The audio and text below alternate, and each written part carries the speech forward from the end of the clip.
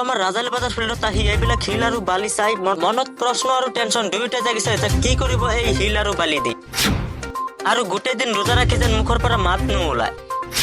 Hello' friends, welcome to my channel. মই তাজনুৰ আলম। ৰাতি 3টা বজাত চেহেৰি খাই মৰ্নিং 4টা বজাত গৈ আছো মছজিদত ফজৰৰ নামাজ পঢ়িবলৈ। আৰু আপোনালোকে মন কৰি চাওক, এটা শব্দ শুনিবলৈ পাব।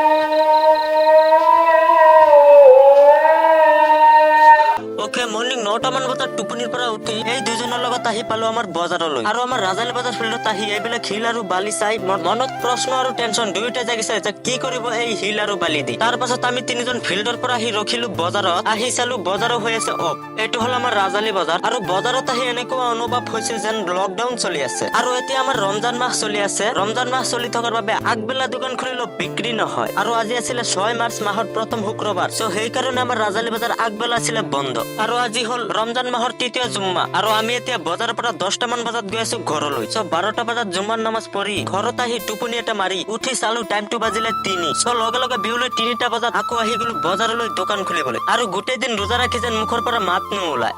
চ' এতিয়া হৈ গল ইফতাৰৰ সময়। সন্ধিয়া টাইমত ইফতাৰী খাই মাগৰিবৰ নামাজ পঢ়াৰ পাছতেই হৈ গল তাৰাবিৰ নামাজৰ সময়। চ' লগে লগে দোকানখন বন্ধ কৰি আৰু এতিয়া মছজিদলৈ ওলাইছো তাৰাবিৰ নামাজ পঢ়িবলৈ। ফাইনেলি গাইজ তাৰাবিৰ 20 ৰাকাত নামাজ আদায় কৰি ৰাতি 10টা মান বজাত ঘৰলৈ গৈ আছো খোজকাঢ়ি।